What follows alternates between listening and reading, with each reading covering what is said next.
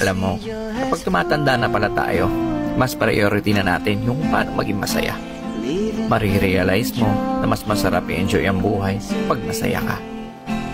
Di mo kailangan makipagtalo sa mga taong walang bilib sa'yo, as long as nag-enjoy ka naman sa ginagawa mo. Maiksi lang ang buhay natin, hindi natin kailangan makipag-argumento. Positive people will always choose happiness. Kaya kung saan ka masaya, tuloy mo lang.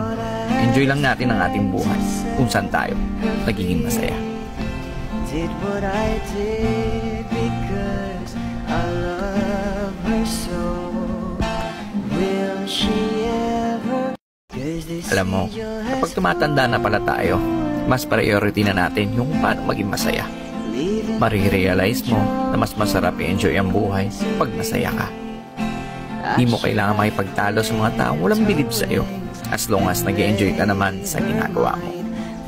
Maiksi lang ang buhay natin, hindi natin kailangan makipag-argumento. Positive people will always choose happiness. Kaya kung saan ka masaya, tuloy mo lang. Enjoy lang natin ang ating buhay kung saan tayo nagiging masaya. Did what I did